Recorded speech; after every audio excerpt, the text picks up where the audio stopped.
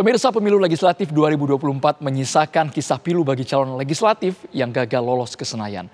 Mimpi menyandang status wakil rakyat harus sirna tatkala hasil perolehan suara tidak sesuai dengan harapan mereka. Tragisnya lagi, caleg yang tidak siap secara mental akhirnya kerap alami gangguan kejiwaan. Berikut ulasan selengkapnya dalam laporan utama, caleg gagal kena mental.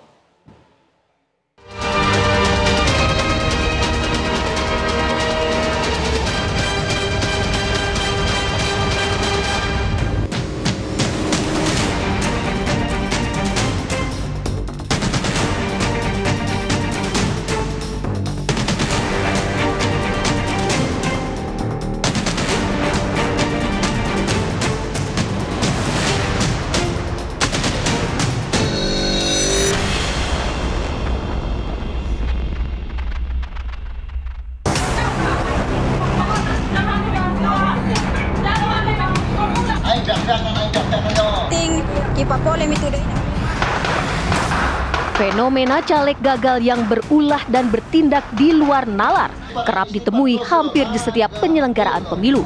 Tragisnya, beberapa di antara mereka bahkan sampai mengalami gangguan kejiwaan akibat tak sanggup menerima kenyataan. Di Kabupaten Subang, Jawa Barat, seorang caleg yang kalah telak meneror warga dengan menyalakan petasan di sejumlah jalan. Ironisnya, aksi tak terpuji tersebut mengakibatkan seorang lansia meninggal dunia.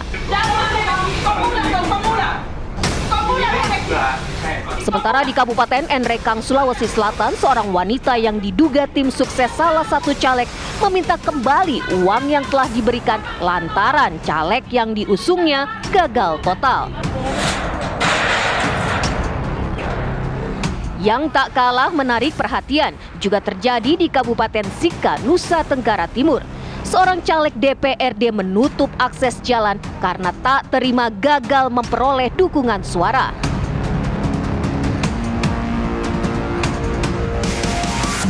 Cerita soal caleg depresi usai kalah dalam kontestasi sebenarnya bukan hal yang baru.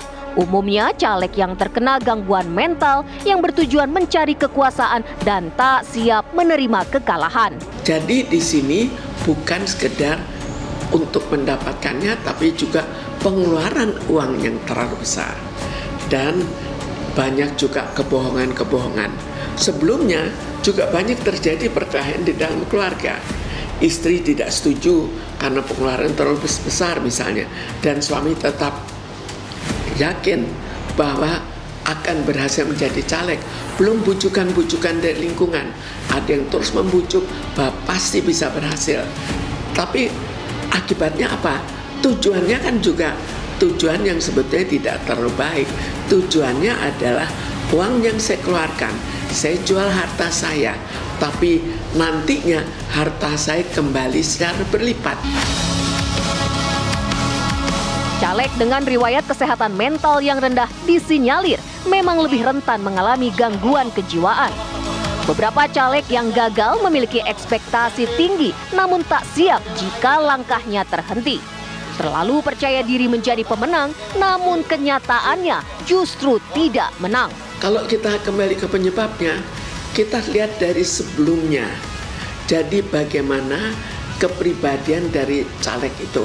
Apakah dia memang kepribadiannya cukup kuat atau kepribadian lemah? Jika dia memang sudah mempunyai bakat untuk menjadi sakit jiwa, kemudian ada masalah yang terlalu berat, maka sakit jiwa itu akan muncul. Maka dia akan menderita sakit jiwa sesuai dengan kepribadian sebelumnya, dengan bakat yang ada. Jika dia sebetulnya cukup normal, tapi dia mengalami depresi yang berat karena banyak data hilang, banyak uang hilang, maka otomatis dia akan menjadi gangguan jiwa yang tidak terlalu berat.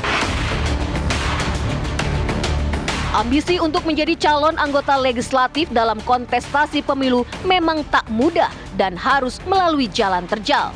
Hasil perolehan suara yang tidak sesuai harapan kerap membuat depresi. Yang mengkhawatirkan, depresi yang tidak terdeteksi dan ditangani lebih dini bisa saja berujung pada kasus bunuh diri. Kecenderungan orang yang dalam stres ada kecenderungannya untuk misalnya bunuh diri, untuk justru membunuh orang lain, atau pakai narkoba, atau macam-macam kemungkinan lain. Jadi kita lihat juga kalau dia sudah depresi dan berbakat untuk bunuh diri, maka dia akan bunuh diri. Dan pada saat belakangan ini ada juga yang membunuh anak-anaknya sekalian karena anaknya diduga tidak akan bisa hidup sebagaimana mestinya.